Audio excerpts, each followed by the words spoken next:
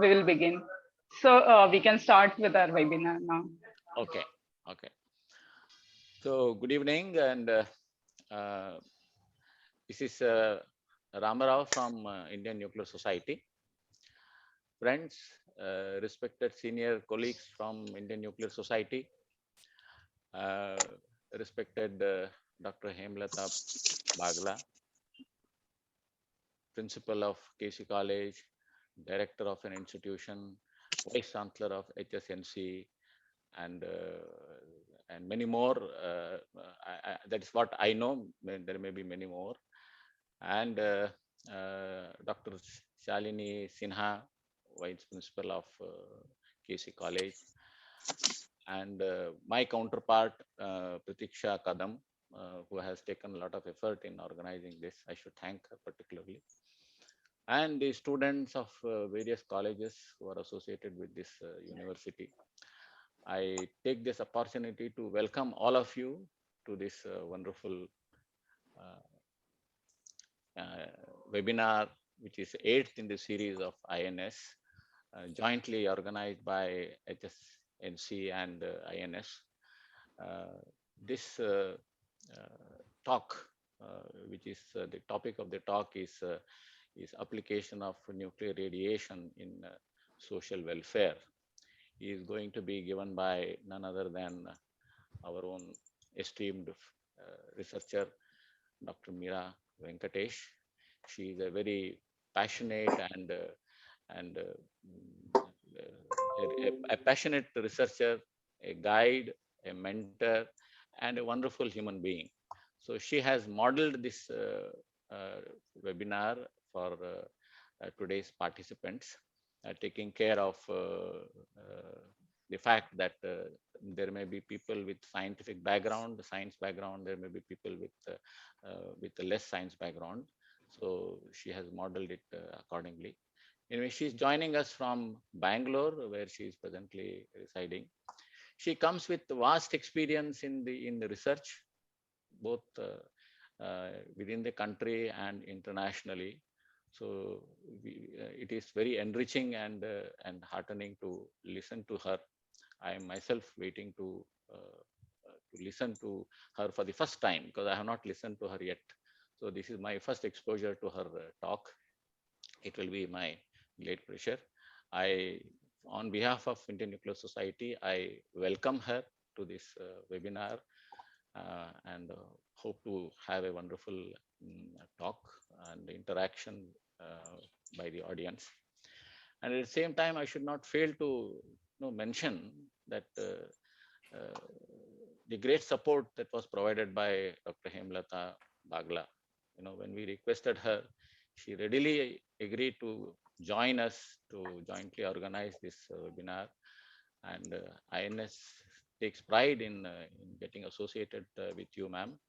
And we value your initiative because INS has a mandate to outreach to the people, and this is one excellent platform which we want to utilize in reaching out to the public, and we greatly are thankful to you because it is a platform from where we can convey to the citizens and the public in general about the vast potential of nuclear science and technology, that it can offer so much of benefits for the mankind, be it medicine, be it agriculture, be it water treatment, be it waste management, waste treatment, be it military, be it energy.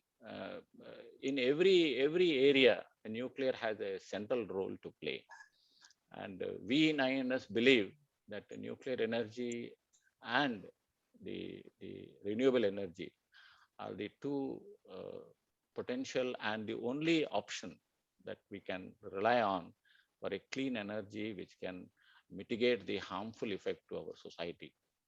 And this, I believe, every government across the world is realizing and are realizing and taking concrete steps to correct that. And that those actions are visible nowadays. What I can definitely see is an exciting topic. Meera has tried to connect, nuclear radiation, a dreaded word, with social welfare. It is like connecting the reactor with a common man. It volumes of hard work goes in stating the benefits of nuclear energy and social welfare. So I'm sure at the end of the talk, we will all agree that nuclear energy have a lot of things to offer to the social welfare. And only what is required is a deep understanding and expertise in the nuclear science, and use the with the scientific temper for the benefit of mankind. So with these words, and expecting an exciting talk by Dr. Meera, I now request Dr. Hemlata Bagla to address the participants, and also welcome Dr. Meera. Thank you. Thank you, Dr. Ramarao. That was a wonderful overview about the INS and the program. So a warm welcome to each one of you once again to the 8th in the series of INS webinar. And we are first, for us, the first series to join with INS. So let me begin with a big thank you to INS for believing in us that KC College, under the aegis of HSNC University, can take this, I would say, mission forward for our youngsters and citizens of India. And the topic which we selected today was the applications of nuclear radiations for societal welfare. Today, I'm feeling very happy and delighted because me being part of this field from last 30 years and as a student and as a guide, and I felt this is, and having Dr. Meera Venkatesh, who always I look up to. So I believe that this first series, which we started with KC College, it's a good domain when you start with women, and that's what my research guide, Dr. Turel, used to say. So with opens with women, it is always has to be the most auspicious one. So a warm welcome to our esteemed guest, Dr. Meera Venkatesh. We also have with us Shri S.K. Mehta, President of INS, Indian Nuclear Society. We have Dr. Manchanda, Sir, Vice President and the mentor, who continued to remain mentor when I was a student, then a teacher or a research guide. I took various roles. He was always there. Dr. S.K. Malhotra, I do not know whether he's joined, but he's the Secretary of INS. And again, a lot of interactions with him throughout my journey. We have Ramaraoji, who is, thank you so much for able to connect to us, Dr. Ramarao, and for convening this series today. We have also have with us with Vice Principals of KC College, Dr. Shalini Sinha, Mr. Justin, Dr. Tejasvi Shanbag. And let me share with you all, you mentioned about various hats I wear, and the credit goes to the strong team at KC College, which supports. We cannot do this without a good team. And the young team also led by Pratiksha Kadam, you could see that they're leading from the front. And all my friends across different institutions of Mumbai, I'm very happy to see that they have joined, faculty members of various colleges, KC College, Junior as well as Degree College. And may I say all my friends from the scientific fraternity, young friends who will be helping us to take this mission forward. Today at KC College, under the aegis of HSNC University, we are graced with the presence of one of the most brilliant scientist friends of India, as Mr. Ramarao mentioned, that she is a mentor, a guide, a friend, a philosopher, a researcher, an author, and many more in one individual, and above all, a very fine, wonderful human being, a very humble human being. And she's here to enlighten us about the applications of nuclear radiations for societal welfare. Friends, it's indeed an honor that we are hosting her today, and we are here to listen to her today. But let me tell you, she's Dr. Meera Venkatesh. She is the former head of Radiopharmaceuticals Division, Bhabha Atomic Research Center. And I recall in 1994, when I was a research scholar and presenting my research paper, she had come back after her postdoc and around 1994-95. and I was introduced to her that she's the very renowned scientist, and she got a chance to be senior general manager on board of radiation and isotope technology, also the former director, physical and chemical sciences, International Atomic Energy Agency, Vienna. Friends, let me tell you that she has been, of course, there will be a detailed introduction about her, but let me tell you that she has been honored and awarded by Indian Nuclear Society and from the Department of Atomic Energy for her excellent work in the field of radiation and radioisotopes related technologies.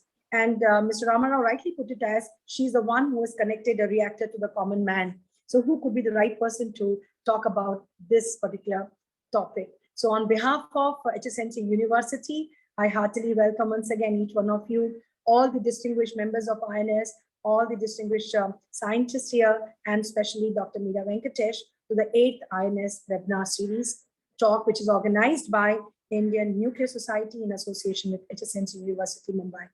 So thank you very much, ma'am, for joining in this very crucial scientific engagement. And I know that our students, our teachers will be delighted to listen to you more after I complete my address. But I'm here to tell you something more because our students are from different background, from undergrad and 12th standard level also. For you, friends, Dr. Ramarao gave a good overview, but let me tell you something that I don't know whether you know this, that nucleus does much more than just produce massive amounts of clean energy. It is used in a variety of applications, as he mentioned, ranging from what will interest you is, of course, cancer treatments, because you have read about it in your higher secondary level, and also to fight crime. And as a criminal investigation to understand the trace level of various metal ions in the objects, and also thanks to a little thing we call, and all this is because of radioisotopes. So there's these simply atoms, radioisotopes we talk about, and we talk about these that emit radiation. And since their discovery, of course, you all know that more than a century ago, they have been able to transform they have actually transformed the entire medical industry and other fields to help benefit the society. So there are many, many ways, as Dr. Ramarao mentioned, that nucleus actually can power our lives as a nuclear power. Say it, space exploration, talk about, as I mentioned, criminal investigation or nuclear energy, medical diagnosis and treatment. You all have read already in your syllabi that we use the most of the patients who are admitted in hospital, 1/3 of them, they are treated using radiation or radioactive materials, or we call it as nuclear medicine or radiopharmaceuticals. Even nuclear imaging, medical imaging, when you talk about, which combines the safe administration of radioisotopes with camera imaging, helps physicians locate tumors, the sizes, the anomalies in sizes, and other problems. So you will hear today from Dr. Meera Venkatesh much more than that about nuclear power plants, about the X-rays, about the type of radiation who pass through our skin, our bones, and can come up and can be detected on the photographic film, and much more than that. I believe today's lecture is very, very, very useful, that you know all the areas of your isotopes will be applicable, and even lastly, industry or agriculture. So I think it's a very important topic that we are right from when we talk about the entire gamut, the entire spectrum it covers, and we start from a simple nucleus, and we call about simple atoms or radioisotopes.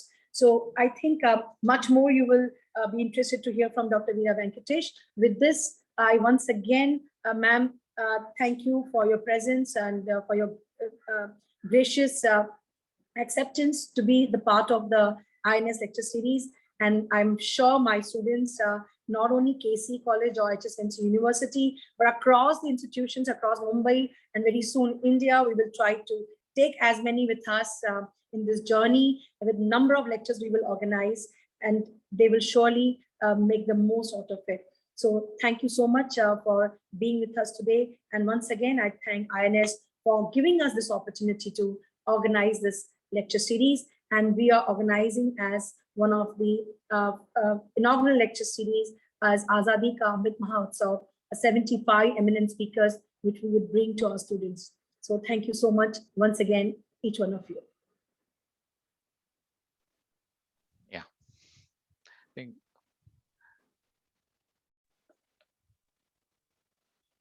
Ramanamurthy? Yeah. So, good afternoon, Madam, Meena Madam, and it's nice to connect to you after a long, I think maybe a decade since we met last. And I think a great deal has already been told about you, your accomplishments, your contributions. And I also agree that apart from all that, you're a wonderful human being, because I've interacted with you on several forums.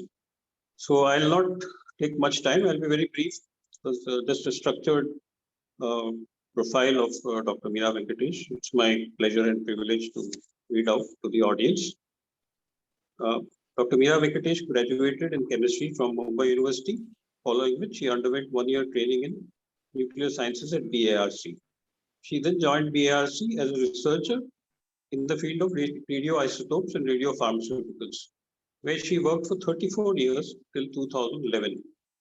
During this period, she grew from a junior researcher to lead the radiopharmaceuticals division in BARC and concurrently served at the Board of Radiation and Isotope Technology as Senior General Manager. From 2011 till 2019, she worked at the IAEA as the Director of Division of Physical and Chemical Sciences in the Department of Nuclear Applications, where she was responsible for the programs on radioisotope production and applications, radiation technology, and nuclear sciences.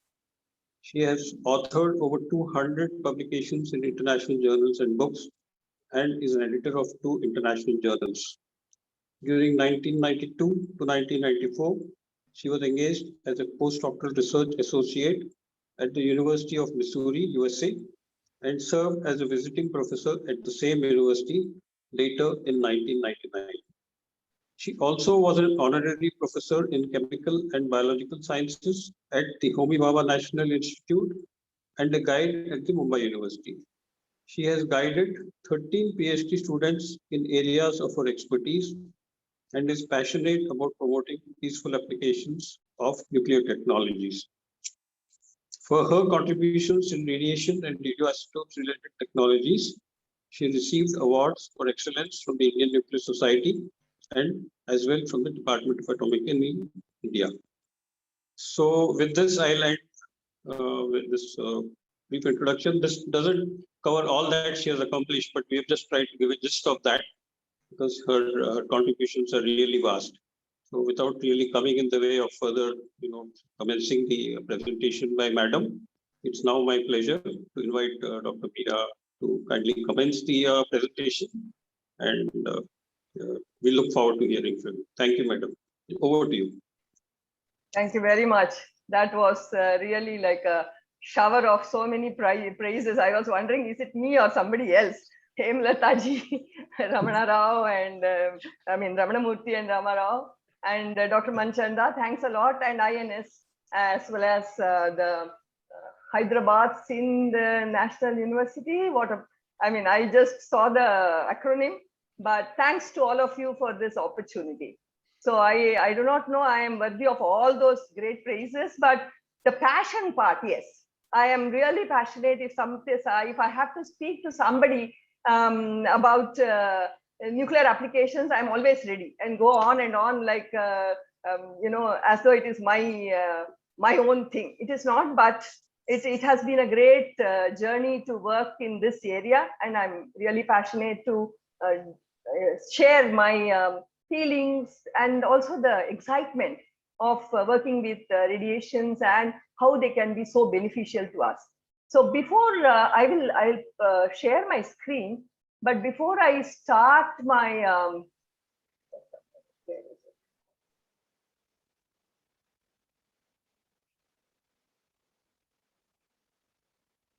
just one second. Yeah, you can take your time. No problem. Are you able to see the screen now or not yet? Not yet. Okay.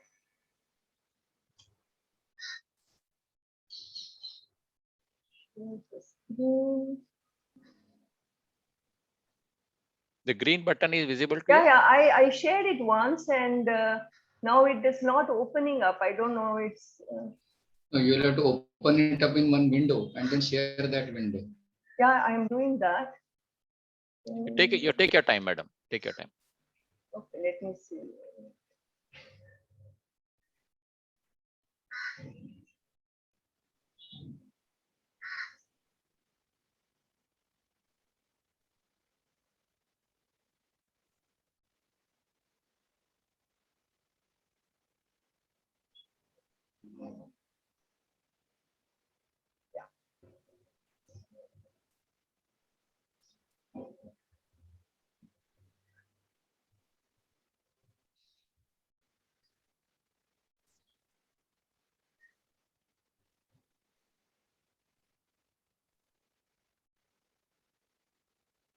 Okay, anyway, before I do not know what has happened. Let me try closing all the other windows. Maybe that is a problem.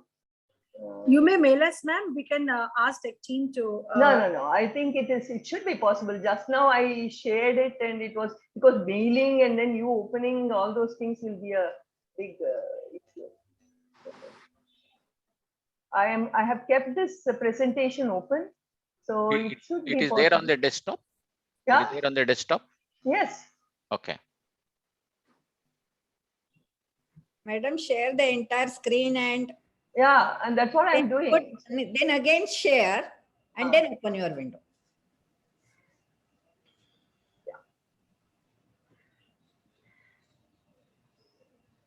Share. Yeah, now it should be open. Yes. Yes, ma'am. Okay, so before I move on, I'm sorry it has taken 3 minutes. I don't want to take more than that 1 hour which is allotted, because I know that this topic is very engrossing for me, and I'll go on and on, which I don't want to do. But like Dr. Hemlata said, I was asking Dr. Ramarao also, who are the target audience? And Dr. Manchanda, Dr. Ramarao, as well as Dr. Hema said that there will be students and perhaps the teachers from the junior college and youngsters. So I am targeting the youngsters, the next generation, and also the teachers to enthuse them about the application of nuclear radiation, and also, encourage them to enthuse others to spread this word and give that right attention that it deserves. I know that my colleagues, friends, and doyens from INS would be already knowing about all these things. So I apologize for the elementary nature, whatever it may be. But thanks a lot for the encouragement, and thanks a lot for all your good words. So with that, let me go to the slide show part.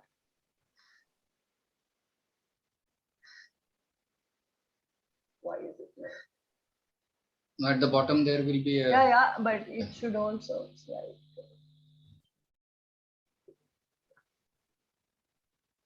yeah. Okay, so this also the thought that I got also was expressed by a few people before me, that as soon as nuclear and radiation word is heard, people think of a big bomb or some big calamity. It's always with a negative connotation.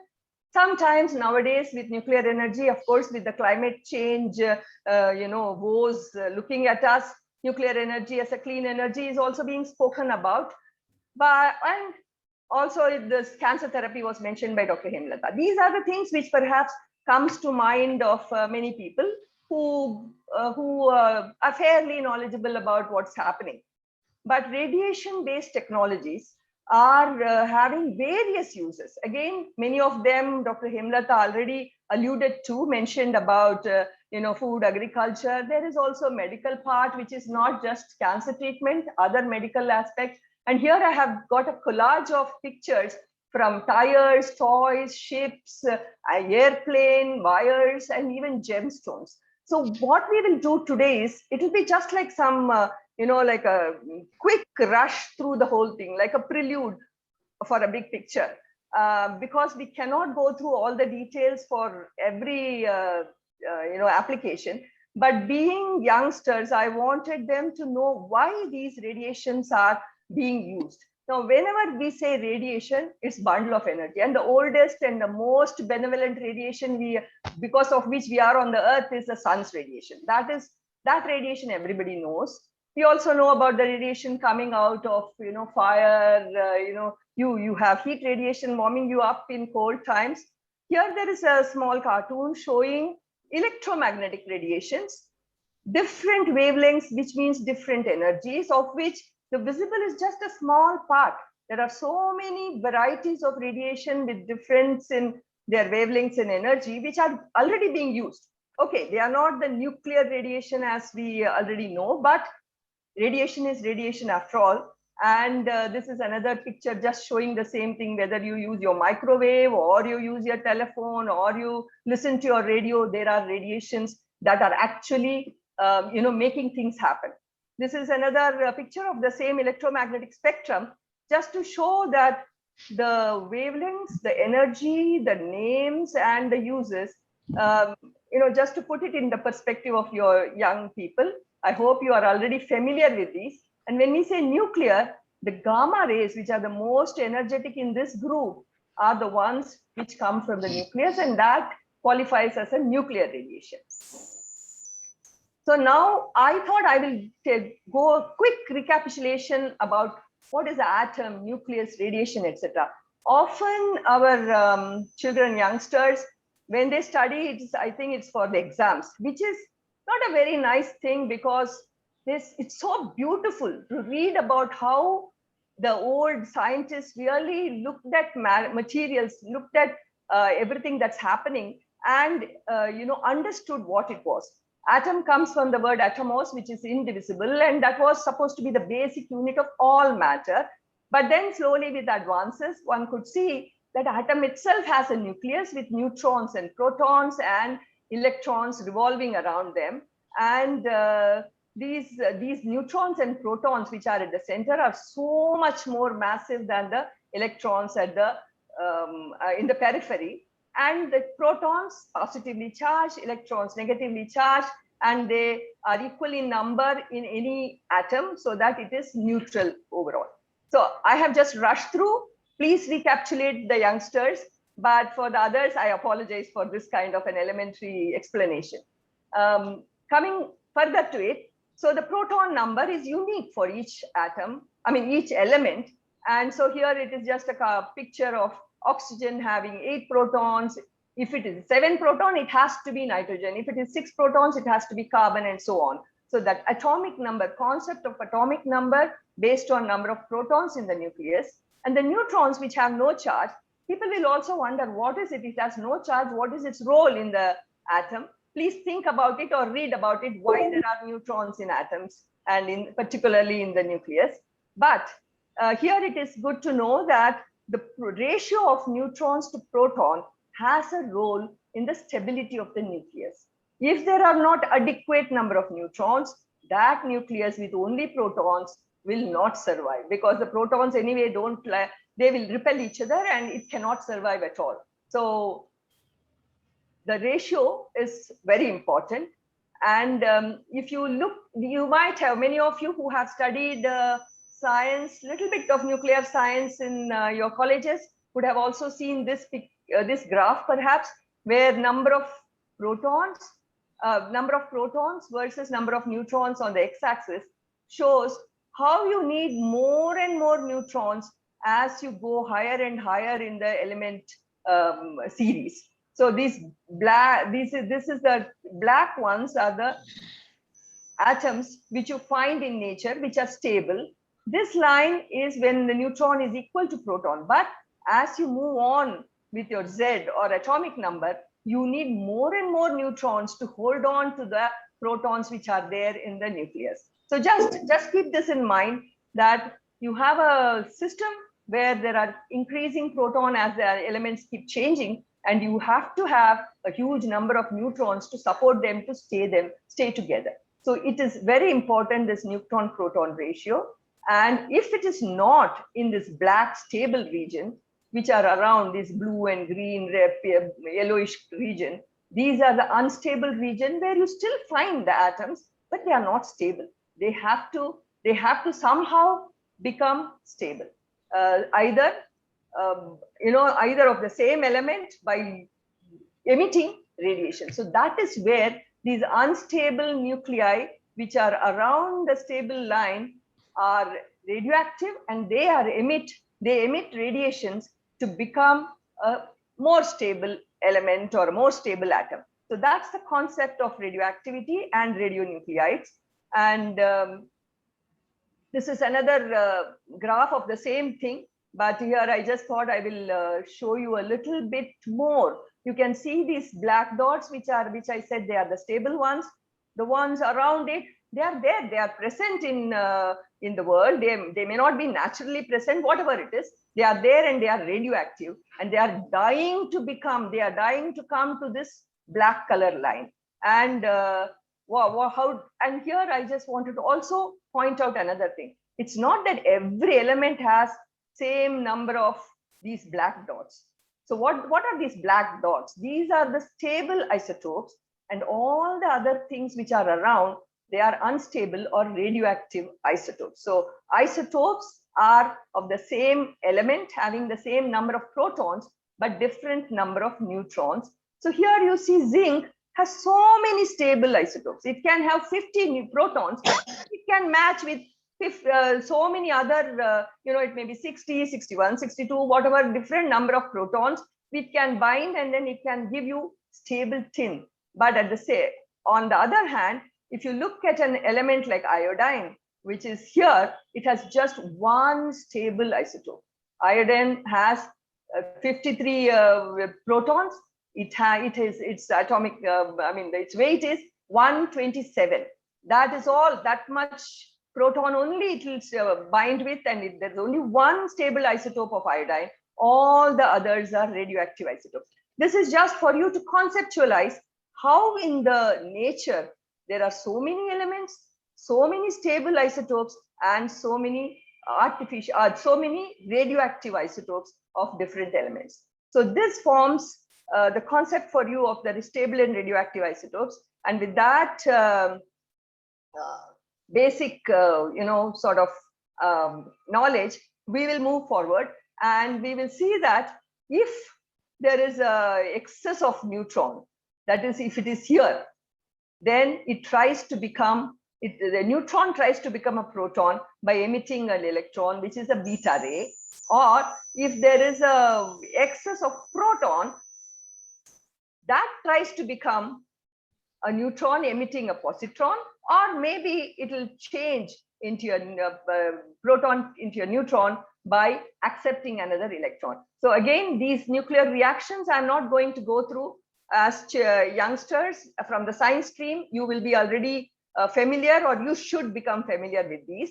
The others from the other streams, please do not bother. These are just to indicate that the nucleus is a wonderful, nuclear physics, or the nucleus itself is such a wonderful thing in nature that it has to maintain the balance. If there is something amiss, it will try to go to the balanced state by emitting radiations. So that much, that an unstable nucleus gives out radiation is adequate for us to know how they can be used later.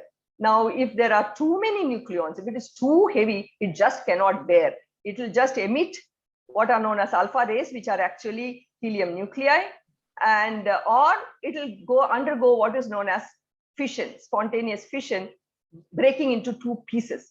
So, but in any of these, all these changes, they just don't occur randomly. They all follow the rules, laws, everything, which are not in our scope now. This is just to show that if you look at a graph like this, you can make out yellow means alpha decay, electron capture is in green, and beta ray is in blue. So this kind of reading the graph is possible when you look at such a neutron to proton graph in any of these, whether in web or in any of the books also. So now, if you look at the past, all these things I'm just going on rattling. It is not that it was all known. Lot of effort and lot of thinking has gone on in the last century. First half of the last century, I would call a golden era, where there were so many Nobel Prize winning inventions, understanding, discoveries. It's absolutely, mind-boggling when we think of how they put everything together and gave us this wonderful science of radiation, nuclear physics, chemistry, and applications, etc. So here, again, I'm not going to explain.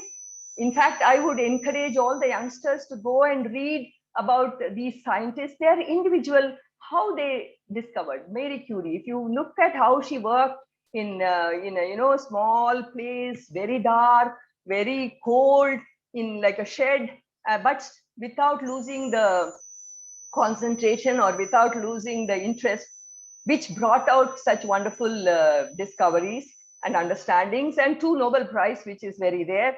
And so you please read and sort of also soak in how it was to discover things. Other thing I would encourage you people, you children, the youngsters to read is also about George Hevesy. Small things like how he used radioactive material to spike the food which his landlady was giving, because he suspected that she was recycling the food. But when asked, she said, no, I prepare everything new. So he put a little bit of radioactivity on one day, and next day he measured and found that the same dish had the radioactivity, and he could prove that she was recycling. So this kind of small anecdotes, and this is very interesting. Please go ahead and read. I will not go more into that. Now, if you look, why the radiations are useful, that was about us to be very grateful to those great doyens who really thought, build one over another, and gave us such wonderful science. But why are these radiations useful? I said that radiations are emitted when something is unstable, and that means they are energy. It is energetic. They are powerful. So what they can do is, when they come as energy, they can cause changes. You can see that they are there, and they cause what is known as attenuation. So here there is just a picture where it shows alpha radiation, beta radiation, gamma radiation, even neutron as a radiation. You need different materials to stop them from proceeding further. They are energetic. You imagine somebody is running with all energy, and if you happen to be on the way and you hit, you will definitely get hit. Depending on the weight and the running speed, either you will fall down, or if you are quite sturdy and heavy, that person could be completely stopped. So it is something, the attenuation of radiation is just interaction of the radiation with whatever it is on the way. And this is another picture just to show that alpha radiation is the most heavy. I said it is helium nucleus. So it is so heavy that it cannot, even if it has a lot of energy, it cannot be running. It cannot be going at very high speed. So that is the first one that gets stopped, even with a paper or some small, very thin thing. Then beta radiations are actually electrons. It can travel more. Gamma radiations, which we saw in the one cartoon in the beginning, that's the electromagnetic radiation. No worries, no mass, no charge. It just goes on and on. Its stoppage is very difficult, but of course it does get stopped because energy, it will interact and it gets stopped. So these radiations, they can interact with matter, they cause changes, and they get attenuated. This is why they are useful. And that is the main reason why the radiation is used in different ways and help us to solve problems or help us to improve our quality of life. So if you look at the first one, as I said, everywhere, their energy is the prime reason why they are useful. And hence they can be detected at very low levels because they are continuously beeping. I'm here, I'm giving out radiation. So that is why they can be used as tracers, like spies, whether it is in a pipeline or whether it is inside a body. The second part, because they are energetic and they interact, they can cause changes wherever they are. They can cause changes in living things by breaking DNA, they can damage and kill cancer cells, bacteria, virus.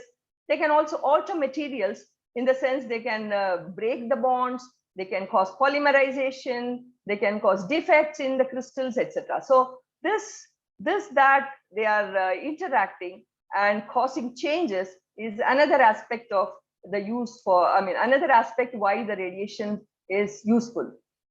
The third part, if you look, of course, I mentioned about its attenuation.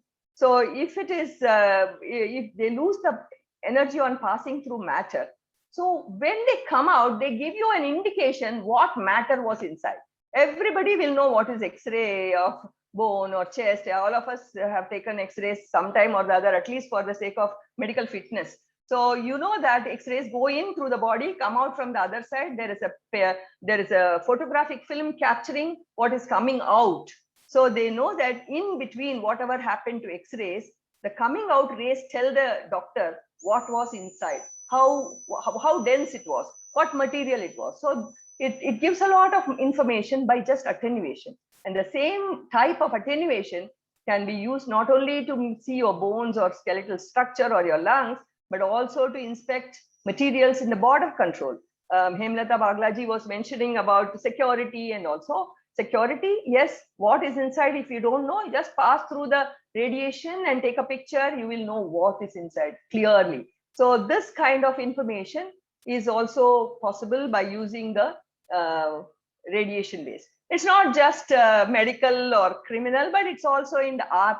So here I have put a Venus de Milo from the Louvre Museum, which was, radiograph, which was looked at through the radiation to see what was inside, whether she was okay inside, whether she can be taken from one place to another without being broken, where she should be held, etc., etc.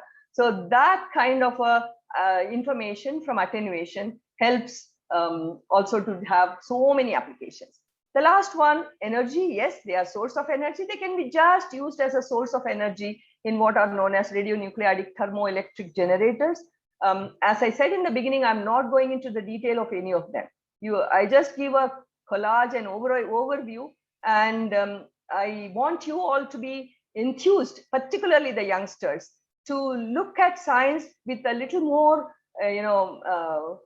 interest, with a lot of the eagerness to know more, to work in that more, to understand more, and to apply it in your career, and also enthuse others to follow science, to take up science as a subject and study with passion. So because of these attributes which I mentioned, they have impacted in many areas, but primarily healthcare, food, agriculture, several types of industry, heavy industries, water resources, environment, art, cultural heritage, and of course research as a in many areas. So this also, I think, I don't remember whether it was Hemlata ji or somebody else mentioned about the non-power applications. This, when we talk, yes, non-power applications are huge, many areas, etc., etc. But there was a survey done in USA as well as in Japan more than 20 years ago. They did not find a need to do the survey again, because it clearly says the non-power applications are very high. They are, in fact, in the USA, it was almost 75%. In terms of the amount of money involved, number of jobs involved, number of beneficiaries involved, so many things, varieties. So these things speak for themselves. I don't dwell anymore on that. I have already spent 25 minutes, I think. So let's go past as quickly as possible. So here, when we talk of healthcare applications, we'll go one by one in each application, just going around and seeing what are it's just like seeing a premiere of a movie kind of. Okay, this is what it is. Okay, healthcare application, you have diagnosis, because they can be like tracers giving you information from inside. Therapy, because they are deleterious to the wherever you want to kill the cells, cancers particularly. And because of this diagnostic possibility, they also are used very intensively in monitoring patients after treatment. And there are subjects like medical sterilization, where you sterilize material using radiation, and creating new high performance material using radiation processing. That's just an overview, but we will see a little bit more. So when I said about diagnosis, this radiometric assay, or the first one was radioimmunoassay, another Nobel Prize winning methodology.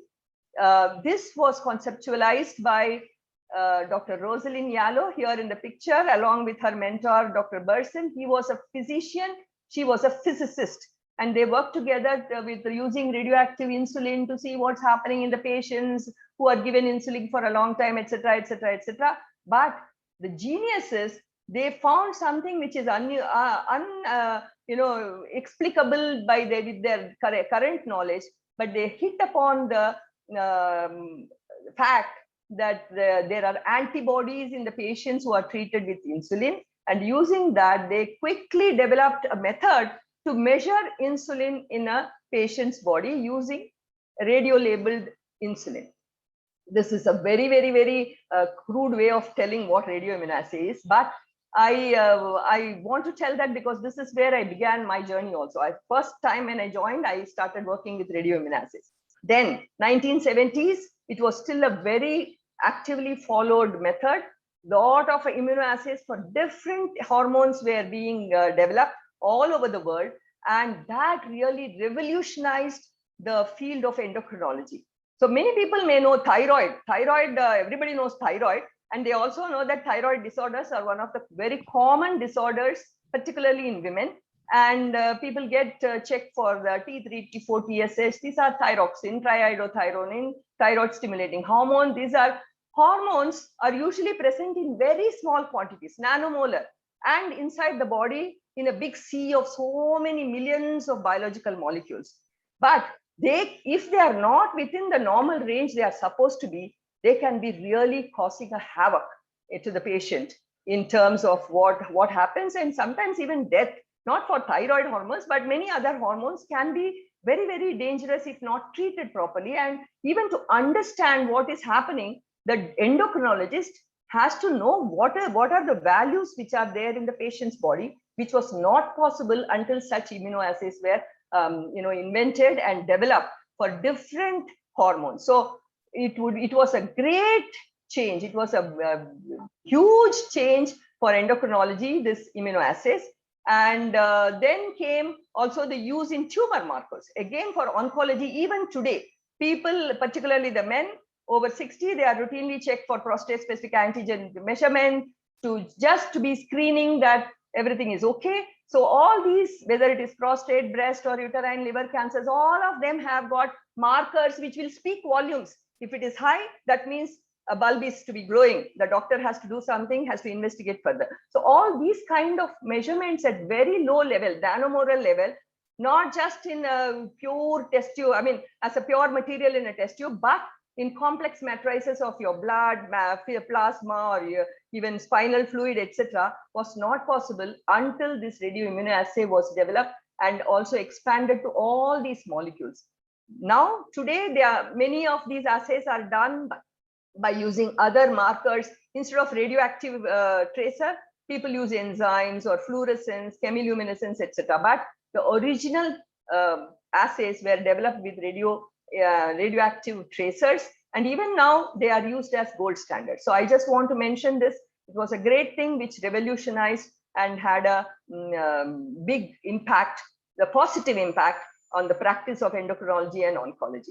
This is another one where carbon-14 urea capsules are used in another kind of diagnostic test. I'm not going to go into details there. So that was what are known as in vitro. Vitrium means glass. In vitro is in the test tubes, where somebody's patient's blood is taken and analyzed. That was very, very gratifying, of course. But that doesn't stop there. People wanted to know what's inside. Organ, anatomy of the organs, functional, whether it is functioning okay or not. If you can look at the whole inside of a body using a radio tracer, how beautiful it will be. If this is a thyroid, even a person like me who is not a doctor, I can tell this, if this is a normal one, this is abnormal. Definitely there is something missing here. So this is called a cold nodule. And this kind of pictures speak volumes, and they give a lot of information of the volume, position, and so many other things depending on what organ it is. So the anatomy as well as function of several organs can be done using radioactive tracers inside the body, which is a specialty known as diagnostic nuclear medicine. The radio-labeled molecule is known as the radiopharmaceutical, and it can not just be used for looking at regular organs and their functions, but also for looking at tumors. That's what it is maximum used nowadays in cancer diagnosis, not the first diagnosis, but more importantly, the follow-up and to also see whether the treatment has been effective, and then later on follow up. So this is primarily used in cardiology, oncology, and neurology. And the other fields are little lesser, but nevertheless, diagnostic nuclear medicine is a very commonly used nuclear medicine procedure. This one shows, the heart. If I say this is your heart pumping, they can get so many information from this. What is the ejection fraction? Whether there is a shunt between two sides of the heart, and whether that it is whether there is an infarct, whether there is an ischemia. What means whether the muscles have been damaged, injured, dead, whatever. So many information can be obtained from cardiac imaging. Similarly, for the oncology, there are a lot of molecules nowadays which can give you huge amount of information, particularly for for the treating doctor. It is a very, very, very useful tool to have a baseline and then look at what's happening after the treatment. So this is why this imaging, nuclear medicine imaging, is also being known as molecular imaging, because it gives the functional information, not like CT. CT is based on how the material, and it is the passage of the X-rays, and it is how much it is attenuated. But here, the molecules are really active. They are doing something biologically active, and it is known as functional imaging. And it has grown a lot over the last 1960s or 50s onwards. If you take 60s, so 40 years there and 20 years now, 60 years, it has phenomenal growth. And why? Not just because of nuclear radiation, but it is always other feeding in technologies, imaging technology, detectors, processing, computation, fusion of images. And there are now available so many capabilities available that now you have what are known as fusion imaging, where nuclear medicine image is fused with a computed tomographic image to get beautiful, very, very clear pictures. So innovations in biology sites, where cancer biology, antibodies, what are there? What is a tumor? Why is it so special? This kind of molecules which are, found to be only present in certain tumors. How can we use those in nuclear medicine? So it is always multiple disciplines. When they come together, that something grows really phenomenally and really very gratifying. So in this, again, to the youngsters, I would like to say that it need not be that everybody works on the same field, but it is always good to work as a team and to see how one's work can feed in as a good, component to another bigger picture, If you look at healthcare itself, there are so many, so here there will be IT people, there will be image processing people, who are hardware people, electronics, so many things are involved. And everywhere, wherever there is a innovation that can help in improving the practice of the other discipline. In this case, nuclear medicine, it has benefited a lot from all these areas, the inventions in all those areas. And of course, our own, from BRC and from nuclear field, radioisotope production, availability, radio labeling techniques have also played a big role in the growth of the use of radiopharmaceuticals in nuclear medicine. So just like how we saw the first half of 20th century was, very, very important for the growth of nuclear field itself, radiation, application, etc. The later half also was very, very, satisfying in the sense for the whole field, because there were so many cameras, so many inventions about how to separate the radioactivity, etc. I'm not going to read all this, but whatever I mentioned earlier, the biology part, the instrumental part, all these fed in. So here I just introduced two isotopes, that is technetium-99m. Completely, there is no stable isotope of technetium. Oh, maybe I should have shown this technetium also in that, the graph which I showed, neutron versus protons. There will be one isotope where there is no stable isotope at all. That is technetium. It was like only artificially kind of made. And this is the most used isotope in diagnostic nuclear medicine currently. Almost 40 million studies are done all over the world over the one per year. And one big competitor for it is a positron emitting fluorine-18 isotope, which gives better images because it is emitting positron. Again, I'm not digressing here why fluorine-18 gives better images. We can, you can all look up. Those of you who are very curious should look up, or you can write to me, then we can have a dialogue on that. Now we won't digress here, but it is good to know that even this is a huge amount. I have put 5 to 10 million.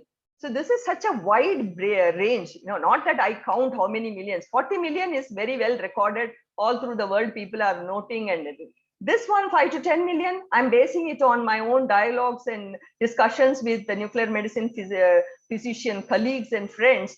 And based on some people, it said, one of them said, no, madam, it is definitely 10 million. Another person was a little more cautious and said, maybe 5 million. So I just put 5 to 10 million. Nevertheless, 5 to 10 million is a huge number. And many of you may already be knowing that FDG PET in some person, it was done. So this is a most widely used positron emission imaging agent.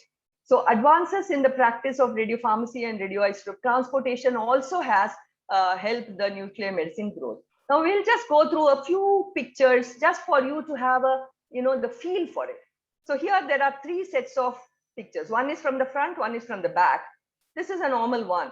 It is a bone scan. This is a skeleton using a phosphonate labeled with a technetium isotope. So this is how it will look when the patient will be given the radiopharmaceutical. Then the picture will be taken using a camera, and then this is what it looks. But in a patient, this is a patient, cancer patient, where the cancer has spread to the bones. This is a prostate cancer patient. This is a breast cancer patient. Both the cases, one can very clearly see. See, this kind of picture is not just for taking, but this gives the doctor the idea how the radiation can be given, how the patient can be treated, what should be treated. And in some patients, when it is very advanced, it is perhaps not possible to treat and in a curative manner. But if a patient is having excruciating pain in such cases, particularly bone cancers can cause excruciating pain, making the patient's life miserable, very poor quality. The radiopharmaceuticals can be even used for therapy. Okay, that is apart. But if the doctor is treating with something, the doctor can have such a image every time 6 months or 1 year and see how well the patient is responding. I mentioned about positron emission tomography. Look at the image. It is as though it is only going to this place, colon cancer. One can easily see where the lesion is and how big it is, how deep it is, etc. This is another one, lung cancer patient. And you can, the imaging technology is so good that it will even rotate to show the 2 kidneys here, the lungs there, etc. So these images I'm just showing for you to appreciate the kind of information that is possible to derive by using diagnostic nuclear medicine. Coming to therapy, it is in fact older than diagnosis. Right from 1940s onwards, iodine-131 has been used for thyroid cancer treatment. And in India also, in fact, my very senior people used to say that it was made in Apsara reactor and taken in a scooter and given to JJ hospital. So that was iodine-131 even at that time in the 60s. After 57, Apsara was inaugurated. So in the 60s, people have taken and given it. And that is one of the old application of nuclear medicine for therapy. But in therapy, usually particulate emitting radioisotopes are used because they can just immediately deposit their energy and kill the cells which you want to kill. Primarily used in cancers for pain palliation as well as therapy, I mentioned earlier.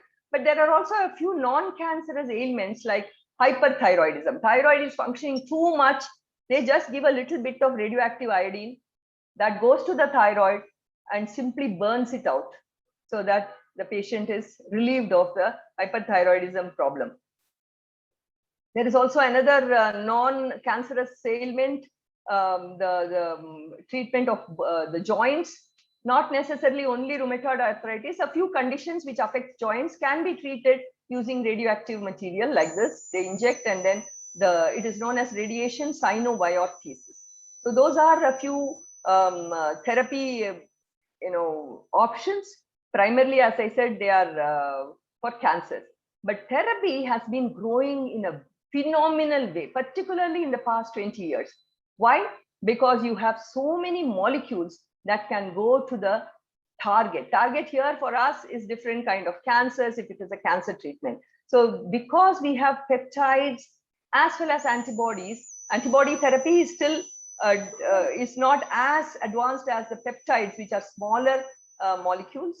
If they are labeled, they just go like some, like a messenger going into the target organ, takes the payload, which is the radioactivity, goes to the target, sits there, binds there, and irradiates and kills those cells. This is a very crude way of explaining how the radio labeled therapy, targeted therapy is. But that is how it is. That is how phenomenal it is. It has been very successful in many cases. And isotopes have also been, sort of evolving. Earlier it was iodine-131, but now there are many more isotopes which can be produced as well as used. Again, not going into the details, that's a very deep subject by itself. But anyone in that field should look into it, how things have evolved and how chemistry helps there. Radiochemistry, chemistry, separation chemistry, a huge role to play in any of these isotope production and use. So now the emphasis is primarily on personalized therapy. That is where diagnosis and therapy are closely linked. Each person will have a diagnostic scan to see how best the person responds or accumulates the molecule, and the same molecule which is used for diagnosis will be labeled with a radioactive nuclide, which is for therapy and treated. So this term is called theranostics, and it has been gaining a huge amount of interest in the current times.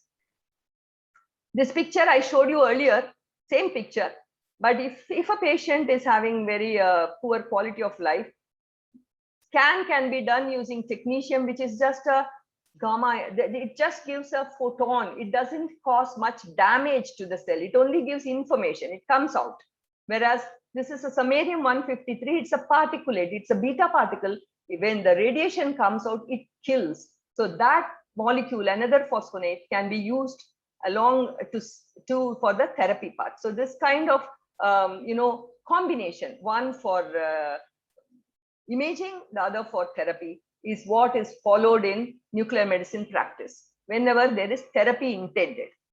Here there is another example for prostate cancer. These are very recent developments where it is an alpha emitter, actinium-225 labeled molecule. This is a peptide. I will not explain in detail, but you look at this patient, so many places the prostate cancer has spread, ... It is riddled. The body is having so many places the cancer cells or the cancer lesions. Treatment 3 times with this. This was in 2014. This is, I think, in 2017 or 18. So 4 times after treatment with 4 times of this radiopharmaceutical, the patient is completely free of cancer. This is something phenomenal. It is this has become, that is why it is very popular now, prostate cancer treatment using this actinium. Even in India, there are a lot of doctors who are using. So from the internal nuclear medicine, we come to outside use of radioactivity. This is external radiation known as teletherapy. The word tele explains it. You might have seen such pictures. Also, BRC developed the Babatron, which is being given to many hospitals. So this here, the radiation is put from outside, the gamma rays, for treatment. And the patients, but this is possible wherever the lesion, wherever the cancer is localized and is amenable for treatment from outside. This is gamma knife, same principle, but if there is a tumor in the brain, this is a beautiful mechanism. See, radiation doesn't know whether it is a tumor and that is why it has to burn and the normal cells it will spare. No. It will just go on interacting. If the normal cell is on the way, normal cell also get destroyed. It gets a lot of burns happen. So if there is a tumor in the brain, instead of giving one beam of radiation directly into the brain, it may make a big hole. The whole part may get burnt. But if one can have hundreds of small amount of gamma, emitting sources around, cobalt, usually cobalt is used, hundreds of them, but focusing here. So each of these tissues, normal tissues, will not see too much of radiation. They will see a little bit, they will have a little bit of effect, but the cancer which is being focused will have the effect of all of them, and that will be burnt. So this is a very simple way of explaining. This is very common and it's being used. Now here I would like to make one observation, that it was gamma radiation which was used right from the beginning for teletherapy, gamma knife, and many other therapy. But with the time, over the last 30 years or so, the accelerators, linear accelerators where the X-ray photons can be obtained, which are known as LINACs also. Because after all, photons, electromagnetic radiation is an electromagnetic radiation, whether it is coming gamma rays or very high energy X-rays, it will be, for the body, it is the same energy which is coming. So the machine-based radiation, this is from the accelerator, has been used in the place of radioactivity-based radiation. So there the nuclear word, although my topic reads nuclear radiation, all these applications started with the nuclear. Some of them continue with nuclear, and it is important, essential to have the nuclear component, like in the nuclear medicine and many other, where it is actually radioactive tracer which is being used. Whereas if it is the effect of radiation on something, it has started all with gamma rays, but now many countries and many centers shift to machine-based radiation, which is from linear accelerators or other accelerators. So coming to the therapy, that was teletherapy. Brachy means in contact. This is just, I'm just going to give a few pictures where radioactive wires, patches, particles, solution, implants can be put inside the tumor. This is like in the case of breast tumor, they have put, but this is in the case of prostate tumor, they have put small radioactive seeds. And if this person has got cancer in the neck, some radioactive wires or pins are put, and for like a mold for eye cancer. This was developed in BRC and supplied to many eye hospitals. I think even now it's being, and even these seeds which are used for eye cancer as well as for prostate are almost same, and even for this is being supplied. Whereas the ones used in breast and these have been now very little. This practice of brachytherapy is not too much in the other cancers. Here there is a skin cancer which can be treated with a mold, which has been very successful, but it's not a regular routine therapy. But the work at BRC was very promising.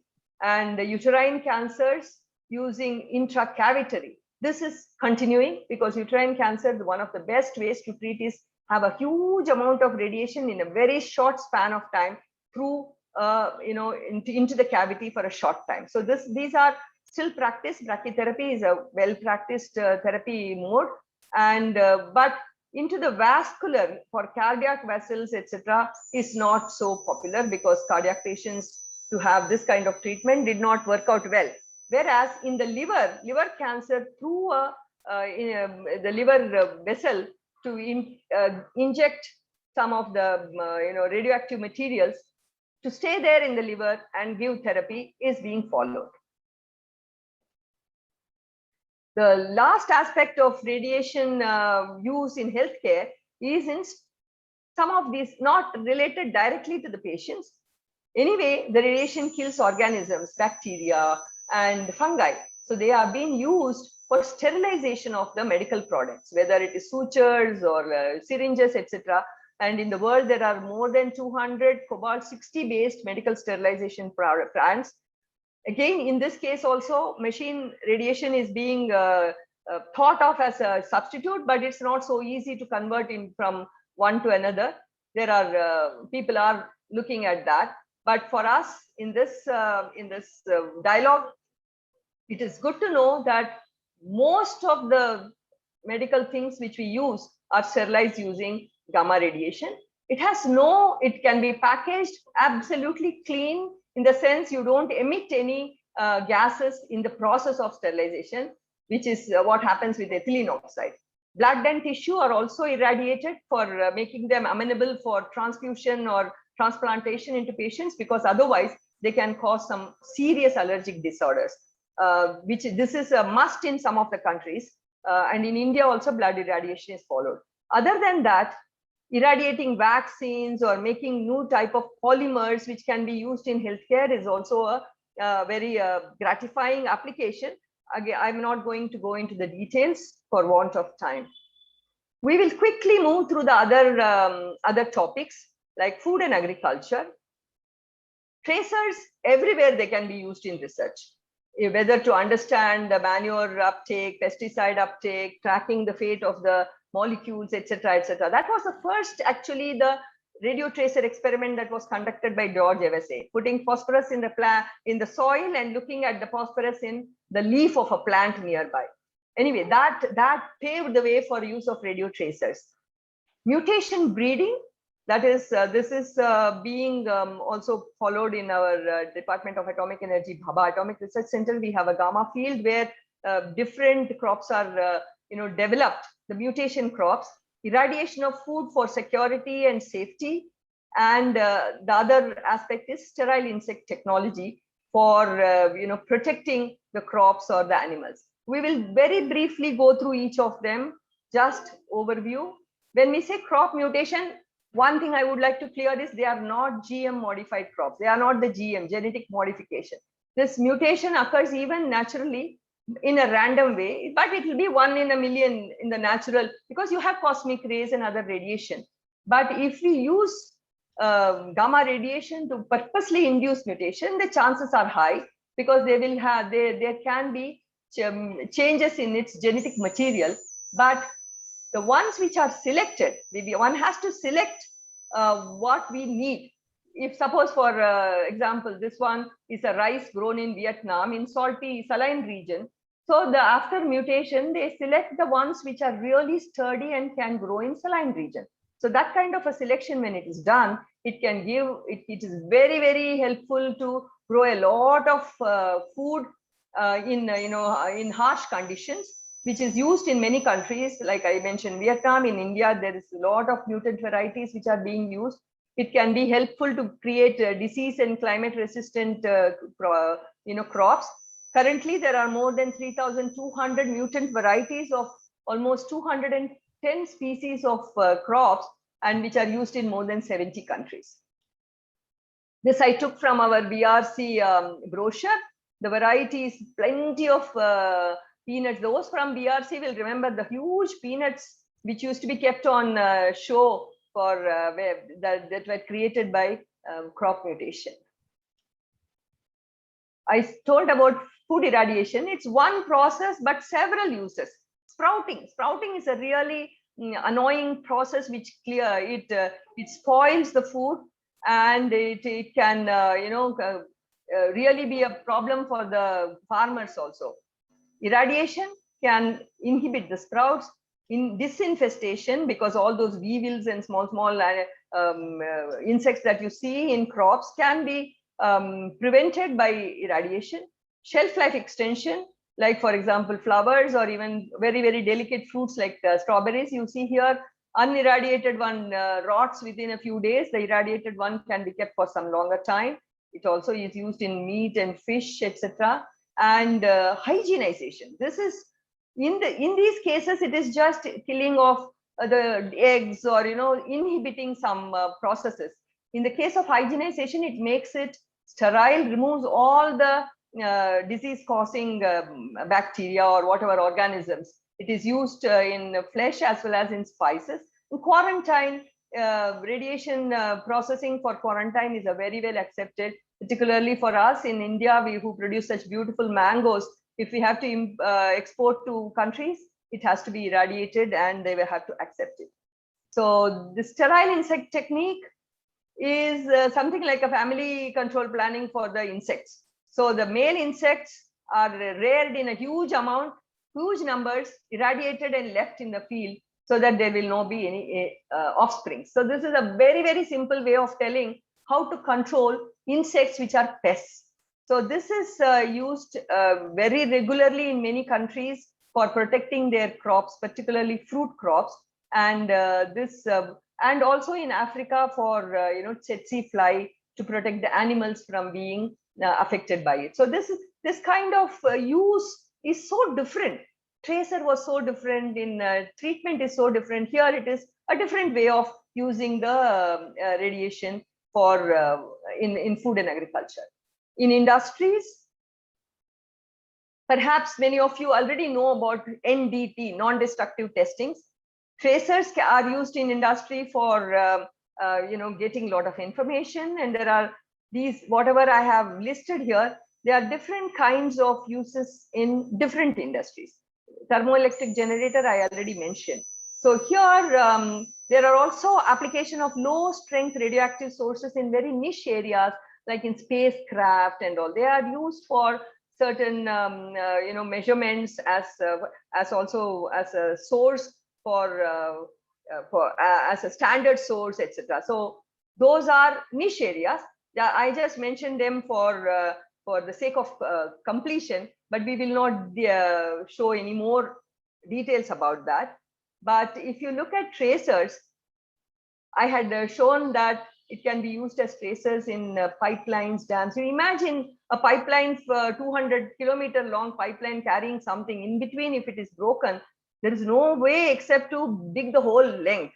But if you have a tracer, radioactive tracer, put it under and monitor it from top, it can be easily found out where the leakage has been. So here also for developing chemical processes, monitoring the reaction, movement of fluids, so many places, radio tracers are continuing to be used. We don't come to know of them because these are all in the industries. They just use it. They either use it for quality control or for troubleshooting. That's it. The person who uses doesn't know about them. And here usually short-lived isotopes are used so that you finish and then the isotope is also gone. This is one example in Philippines where there was a huge hotel where there was a leakage of petrochemical in the basement. Everybody was evacuated. Quickly using radio tracer, they fixed where the leakage was, and it was possible for them to troubleshoot the whole thing within 1 day. This is what is known as nucleonic gauges. We talked about X-rays and all, where you have radiation on one side and film on the other side. This even I mentioned about the security post where radiation can be used, gamma radiography it is called. And this is used regularly as a quality analysis in many industries. For example, in the airplane or crane hook, etc. People cannot use it and then see that it has a defect. No, that is not allowed at all. It has to be very clearly proven that it is of good quality. So those places, radiography helps to know that there are no defects inside, and it is performed as a regular quality control measurements. And nucleonic control system, what it means is you have a radioactivity on one side and a measurement on the other side, where they will measure the thickness or level measurements in automations. For example, if it is a paper industry or something, they will be able to stop the process at the right place. Here I have just shown a picture of petrochemical industry. Huge industries, huge columns, everything is humongous, and problems are also humongous. When things occur, when things fail, it is a loss of millions of dollars. It's a loss of huge profits. And so this radiography helps to troubleshoot very quickly. With what takes months together, these kind of radiographic techniques can solve within days and save the money for the manufacturer. And also it is good that it's a productive and positive way of use. Non-destructive testing by doing this exactly like your X-ray, looking at internals. I mentioned about it as a quality control used in several industries, weldings, pipes in the airplane industries or pressure vessels, so many, and even the train tracks, whether there is some cracks, etc. Those are industries. They can also be used in art and other areas. This is This is again, control systems, as I mentioned about the paper level fillings. So nobody measures, if they say 1 ream or so many, who is going and sitting and measuring? No. Or the level of soap in a packet or milk powder in a packet. All these are filled automatically, and they are filled by level measurement. And the levels are measured using these what are known as nucleonic control systems, where on one side there is a radioactivity, other side there is a the measurement is done, and in between the material is there, and when it goes through, after filling, as soon as the radiation is cut, it is the process is stopped and it moves forward. So there are several aspects of such applications in many industries, in coal industries and cement industries, etc. So this is just to give you a collage that there are so many industries, heavy industries, dependent on nucleonic control systems. And this helps a lot in their productivity and automation. And of course, it's also very safe, because once you do the quality control, you're sure that the safety is taken care of. So the radiation processing is another area where there is a huge application. All these processings originally started with gamma ray processing. Particularly Japan was the leader in that. O-rings, wires, cables, surfaces, all these things. Here again, I have put a collage of so many pictures, cars and trains and airplanes, etc. All the wires in all these high-performing machineries are all irradiated. Nowadays, they are irradiated using electron beams, but in the beginning, they were irradiated with gammas. And the main reason for irradiation is to make them high-performance materials. Otherwise, you can't run your car at 100 kilometers per hour and, for a long time, etc., etc. So irradiated wires and cables have phenomenal use. And even in India, there are a lot of irradiators doing this. But as I said, began with gamma rays, now it is with other radiation. So I had mentioned about cross-linking of molecules for making better, reinforced materials, where if you put a monomer, irradiate, they become polymer. So here I have put some pictures of food as well as wires, where what are known as heat shrinkable polymers are made by using radiation. So if you look at what heat shrinkable, when making, it will be all loose, they will be filled. But if you pass it through a little bit of hot air or water, it will all shrink and will be tightly bound. So these kind of applications, it is not one area, it is food, it is electronics, toys, tires, everything. And the biodegradable polymer, I had already shown you about the hydrogel. And the other one which is of interest, particularly the youth, you must think of how these are all established. You should also think how else we can use radiation for getting better society. So, in Philippines, they were using shells of marine animals, lobster, etc. They treated with radioactivity and made it into powders and used it nutraceuticals. So there are a lot of applications which can be derived because after all, energy, you have to use it in the right way. There are so many ways in the right ways in which energy can be used to protect our environment also. Here, this is the use of radiation to break environmental pollution, whether it is flue gases or drugs, dyes, pharmaceuticals which are being thrown into the thing. If they can be intercepted and treated with radiation, they will be much more safer for disposal. These PCBs are very dangerous in transformer oil. They can be treated with radiation to make it amenable for disposal. So this is just a small picture. In Poland, they have a treatment plant where the effluent gases are treated through but I think that one is electron beam, but it can also be done using gamma rays. And it is scrubbed so that you get nitrates as nitrates, sulfates, etc. that can be used as fertilizers, and the air that goes out is clean to prevent the acid rain.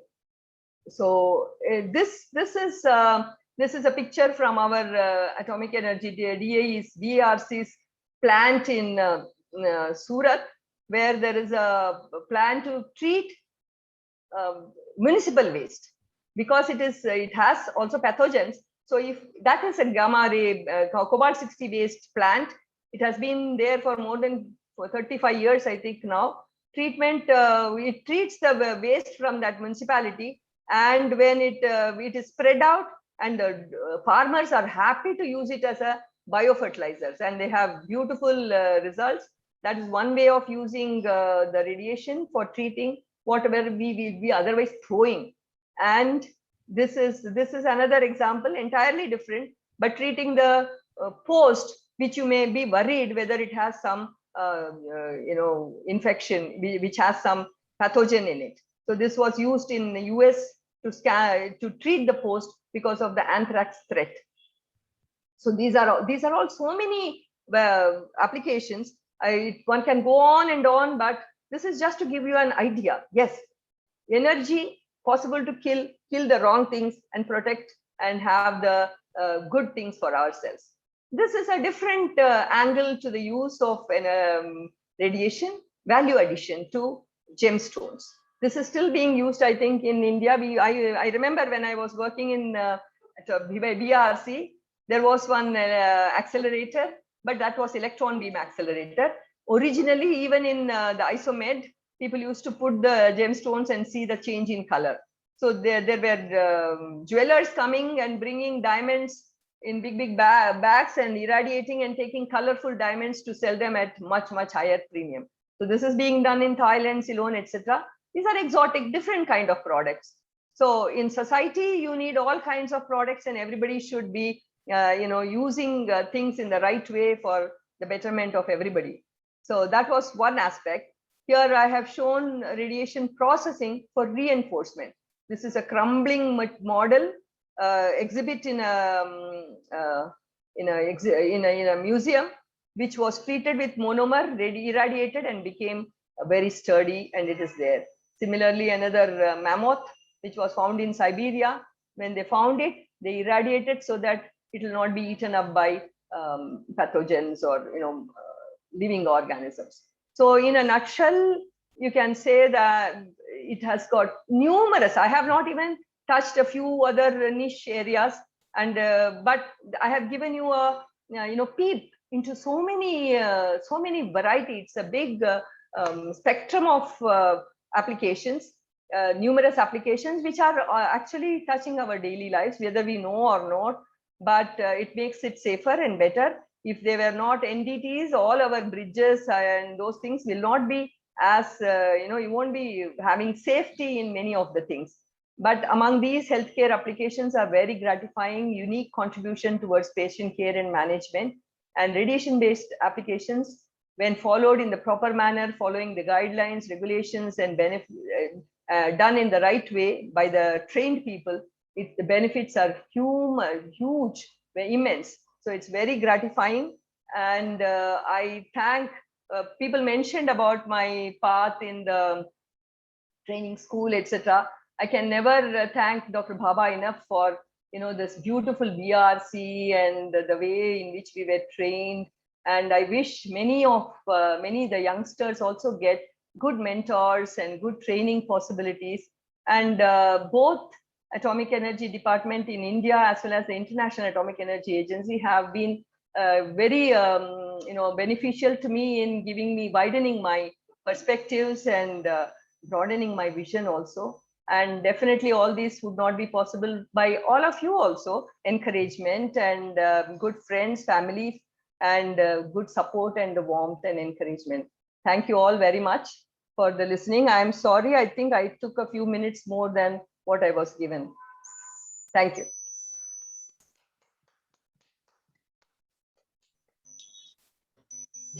Yeah, I think we can go over for a small session in the available time for question answers. I think she has explained it so lucidly that there will be probably very few questions in the minds of the people. But of course, questions are very enlightening to self as well as to others. So the questions are most welcome. So anybody can please pass on a question, and then you can raise your voice, you can raise your hand, you can put it in the chat, or you can straight away ask. Absolutely no problem. Please go ahead. Good evening, Meera ma'am. This is Chirag. Greetings from Michigan. Hello, Yeah. Chirag. Yes. So it must be midnight, very early in the morning for you. Yes, ma'am. It's 8:30 now over here, but I was very keen to listen to you, and that's the reason I was awake early in the morning. I hope we were So not it's, disappointed. it's I should first of all take an opportunity to thank INC and HSNCU for organizing such a wonderful webinar. And it was really nice to see almost around 200 participants, almost youngsters. And I have a question, because this is a very motivational talk to all the young students, Meera ma'am. And I would like to hear from you.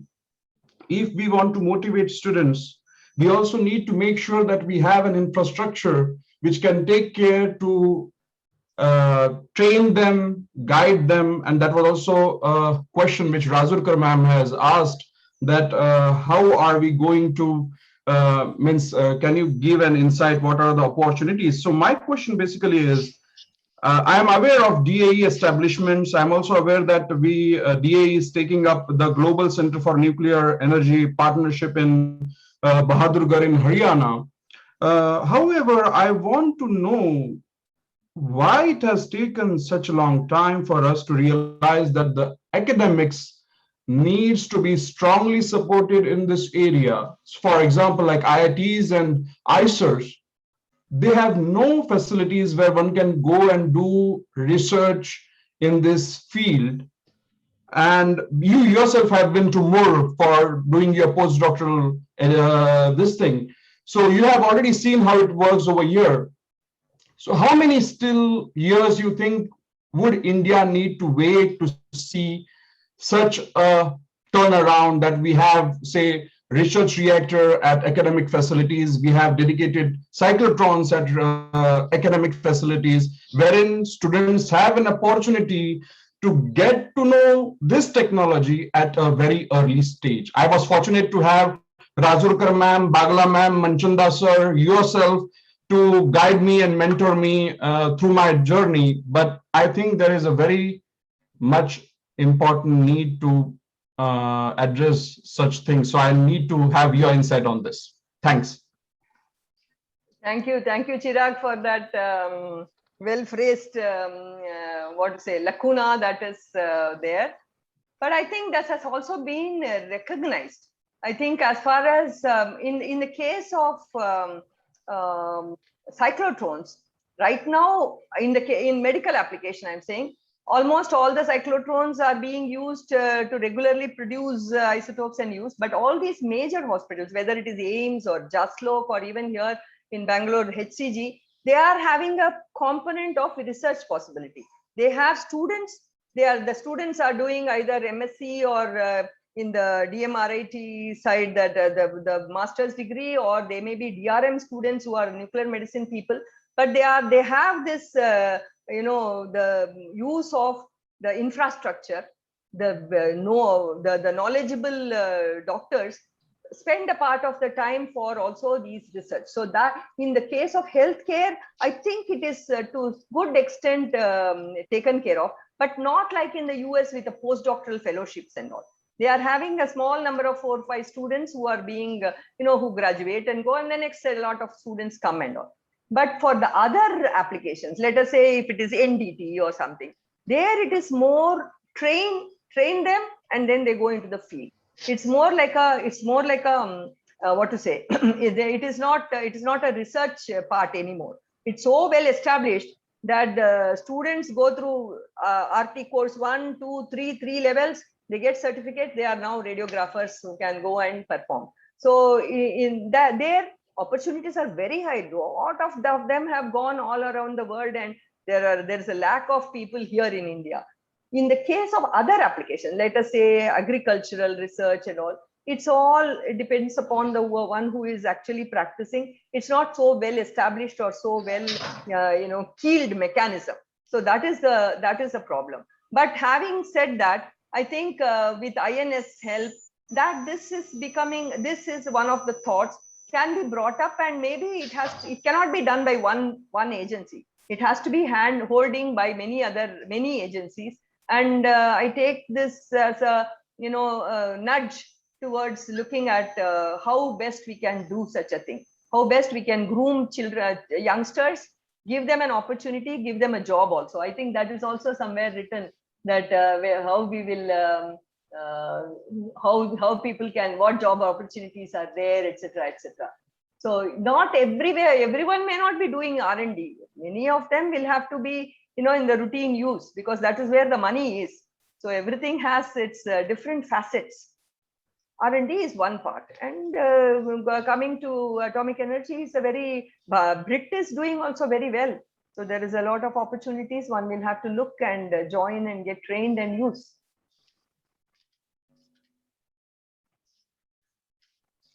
I think Chirag must have got All these things. the answer which he wanted. Yeah.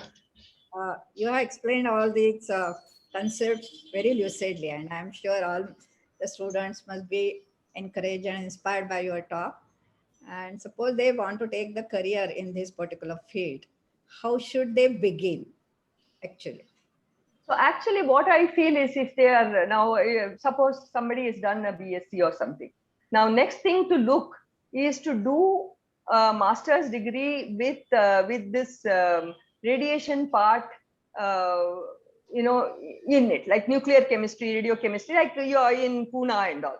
Then to join one of the units, whether it could be BRC, even for training school, and master student can come and join. And then there is such a vast nuclear, so many aspects. This is a very small aspect. You have other engineering and everything. So somewhere in the nuclear, they can look at an opportunity. But hospitals have a big role also. Nuclear medicine, there are very, not only in Mumbai, but in Delhi, AIIMS conducts courses for, for making them into technical people for handling radiopharmaceuticals, preparing them, etc. So there are opportunities. But in the rare areas like, agricultural research and all, that is not something done in a huge way. Medical aspect is done in a big way, and it's continuously growing. You just can't imagine the kind of growth nuclear medicine is seeing. So there, I think there will be a lot of opportunity. They may have to also ramp up training opportunities. That's what I think Chirag was also saying. So we have demand, we have children who want to do, but in between that facility making has to somehow cope up. Our doctors are being very good. They are making their own. The Delhi is having a big course. Bombay RMC has a course. This is what is feeding now, but perhaps some more will be needed in the coming times. I think this has answered probably almost most of the question which was posed by Mr. Milind Gowde. I would like to take one or two more questions, and so that we can conclude the question answer session. There was one question from one Pooja Soni, that she says that there is a replacement of gamma rays by other type of radiations. What is the reason behind it? Can you please? Yeah. See, gamma rays have to come out from a radioactive material. So along with all this beautiful application also comes the criminal mind. So somebody steals the material, somewhere it is gone. So this criminal aspect, the crime aspect is what has put a big break in the application of radioactive materials in a public area. So suppose that is, and primarily by some of the countries like USA, they are very much into the machine based.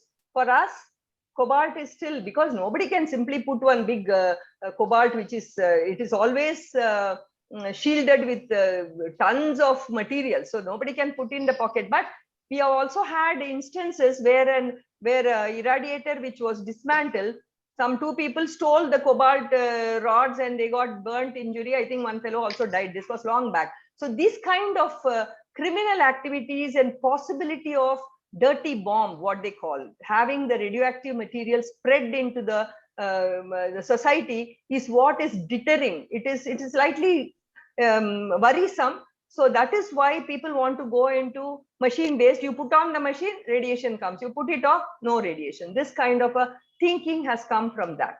But it is not going to be cheaper or anything. It's going to be from the security point of view, they feel that is better. Yeah, thank you, ma'am. One ma'am, Ikshita has raised the hand. Do you want to ask a question, Ikshita, please? Yes, ma'am. Thank you so much for the good presentation. I mean, it's so motivating for students like us. My question for you is the certification that you were talking about. Can you elaborate on that? For which one? Is it for the nuclear medicine certification? Or which one? Or use of what is known as radiography? NDT. NDT. So there, that is there is a NDT society also. Maybe you give the email to either Dr. Rama Rao or one of them. I will look up and send you, because it is very well established mechanism. RT 1, 2, 3 courses. So where they teach you all about what is radiation, how it has to be used, how to interpret. So the person becomes competent to go and perform radiography testing elsewhere. That is for industrial radiography. There is a structured course. Even if you look into, I think it is not conducted by Atomic Energy as a primary. They are always involved, but there is a society which is taking up the responsibility. Whereas the training courses for nuclear medicine technicians, they are being conducted both by Atomic Energy, Department of Atomic Energy, as well as there is a Indian Nuclear Medicine college, which is in Delhi. They also conduct it. In Delhi, there are 2 big hospitals. AIIMS, everybody knows. There is also what is known as INMAS, belonging to Government of India Army. So they conduct also such courses. These advertisements come up.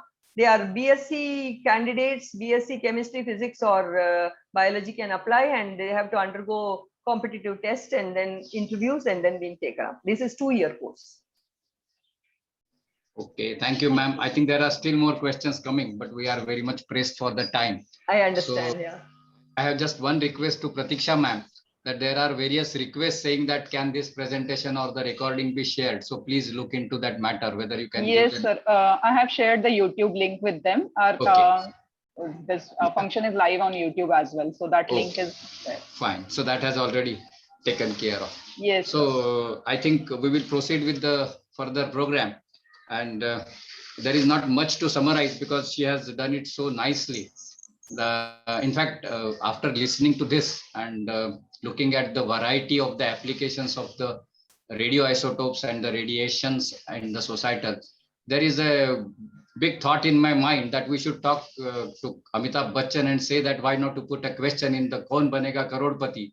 You tell me the area in which the radioactive or the radioisotopes are not used for the society's benefit.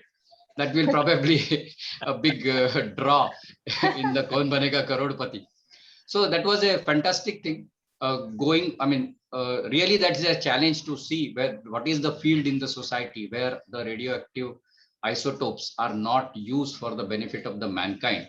Starting from a top level, highly technological space applications to mundane application like our gastric application, how the mango which I have will be stored for a long time so that I can have the benefit or the fun from the mango for a long time.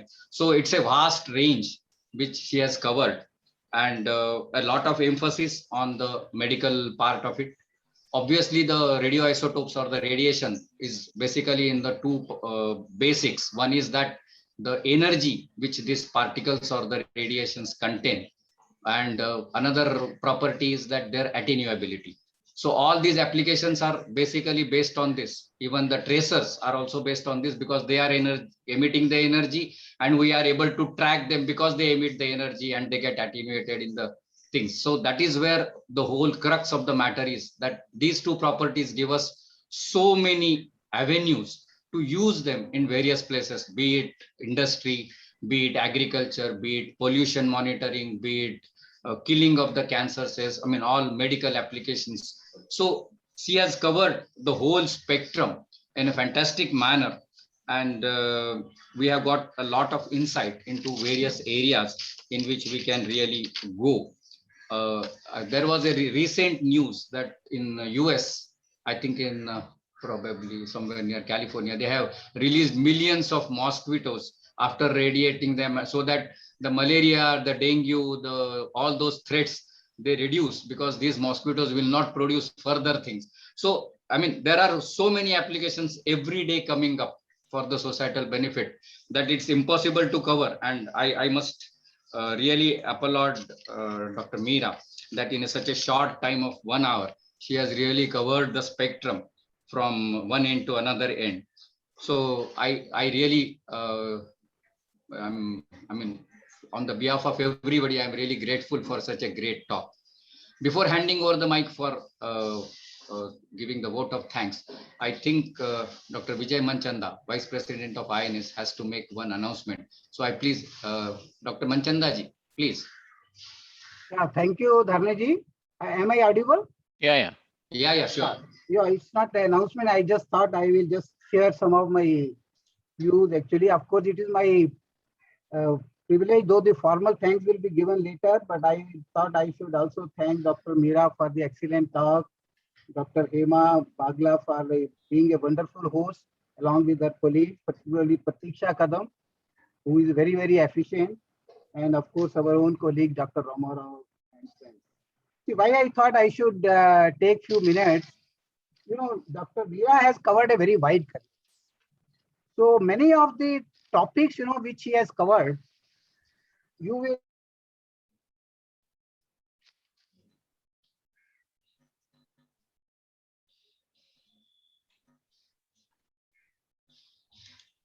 I think he has some network problem. Yeah, we lost the network, I think. Yeah. I think he'll come back. I think you can. Hello. Yeah. Am I audible? Yeah. Okay. Now I have switched over to my phone now. So what I wanted to convey is that many of the topics which Dr. Meera has covered, so we are also covering in the INS newsletter. And this INS newsletter, things like mutation breeding, the things like, what she has talked about, the PET scanning, PET isotopes, all these topics are already covered. So please visit the INS website and you will get a lot of information from the newsletter which are hosted there. So kindly look into that. Also, there was a question about the employment opportunities. So there were some thoughts, that people can join different courses. But one thing which I would like to add is Homi Bhabha National Institute. It has 4 or 5 centers all around the country. We have one RRCAT in Indore, VCC we have got in Calcutta, we have IGCAR, we have PRC, of course. So these places, now they are actually advertising for several students in all the disciplines. So please look for the advertisement for Homi Bhabha National Institute, where you can get your PhD degrees and MTech degrees. So that is another area I thought we can add up. And last but of course, for the participants who have joined in large number. So, Chirag was asking a question, that we do not have so many facilities in the universities. See, after all, we are a developing society. There is a difference between the developed society and the developing society. The amount of money that is required to set up the accelerators and the reactors, which is possible in some of the, Western societies, it will take time. But it has to be a process which has to be continuous.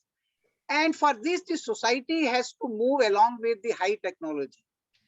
Now, I feel the youngsters who are attending this program, they are a very good ambassador to carry this message to their friends, to their relatives, to their families.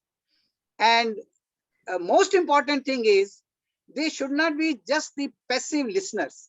They should also contribute something. They should write a note, what they have actually learned from this particular talk, what message they carry from this. And I urge upon Dr. Hema Bagla and other teachers, please motivate the students, implore them to write 500, 600 words and send to Indian Nuclear Society. I have given Indian Nuclear Society details in my chat. Please send it to them and we will definitely acknowledge whatever write-up they are sending. Thank you once again. Thank you, sir. I hand over the reins to now Madam Shalini Sinha for a vote of thanks. Thank you very much, Dr. Dharne. And before I begin my vote of thanks, just to add to what Dr. Manchanda said, let me tell you that KC College is perhaps one of the very few educational institutions that has a nuclear and radiochemistry laboratory, of which Dr. Hemlata Bagla is in charge, and it is a fully certified by AERB nuclear and radiochemistry laboratory, which does a lot of good work. We have a lot of associations. One of our associations, of course, is BARC. Many of you must be knowing, but for those who don't know, we also have chemistry department, which is our largest department in the college. So from our part, we are trying to do a little bit. So I would like to assure Dr. Manchanda that this is something that, we are trying to do from our part. And now to carry on to my formal role of the day, I convey my sincere gratitude to our eminent speaker, Dr. Meera Venkatesh, for her insightful discourse today. Her long and fruitful experience at BARC and her outstanding contribution to the field of radiation technology has made her the most apt resource person to spread the message of our revered former president, Dr. APJ Abdul Kalam, who said, "Nuclear power is a gateway to a prosperous future." Thank you, Dr. Meera Venkatesh, for being the spokesperson of Dr. APJ Abdul Kalam today. I thank Indian Nuclear Society for having brought this webinar to our students to let them know about the significance and applications of nuclear energy to contributing towards the healthcare and prosperity of our nation. I convey my heartfelt thanks to Dr. A. Ramarao, the convener of this webinar, for having taken the initiative to conduct this webinar and for having reached out to us. Dr. Hemlata Bagla, the Vice Chancellor of HSNC University and the Principal of KC College, is the embodiment of all things nuclear and radiochemistry at KC College. She always responds with great alacrity to all such ventures that bring contemporary knowledge to our students. I thank Dr. Bagla for having immediately collaborated with INS to organize this webinar for the college and for HSNC University. I must convey a sincere gratitude to Dr. V. Manchanda, Vice President of INS, for coordinating between INS and HSNC University and for working so hard behind the scenes to bring the two bodies together. My heartfelt gratitude to all the other members of INS, Dr. S.K. Mehta, President INS, Mr. S.K. Malhotra, Secretary INS, Dr. M. Ramamurthy, Member INS, Dr. S.P. Dharne, Member INS, for their engagement and participation in this webinar. I have to thank Ms. Pratiksha Kadam, Faculty of KC College, for being our point of contact. She has been a very effective and vibrant force who has helped in designing of flyers, to reaching out to people, to seeing to all the minor details of this webinar today. Thank you so much, Pratiksha. I thank all the erudite members of academia, my fellow professors who have joined from all over the world to be here today. And I also thank our very, very seeking students, those who really seek knowledge, who have been attending this webinar today. Thank you so much for your presence. I extend my heartfelt thanks to our technical support group, who make these webinars possible for us, especially in this online world. Thank you so much, each one of you. Thank you for being over here, for being a part of this webinar, and we really hope that you will take it forward. Thank you, everyone, once again, and wishing you all a great weekend. Thank you. Thank you very much. That's very nice. Thank you. Thank you, Meeraji. Thank you very much. Thank you. Have a nice day, all of you. Yeah, thank you. Thank you. Nice weekend. So thank you, Meeraji, once again. Thank you very much. Yeah, you are rightly said Thank you, about Dr. HPNI. Ramarao. Thank you, Manchanda ji. Pratiksha, thank you very much. Thank you, everybody. Most welcome, sir. Thank you so much. Thank you, host. You can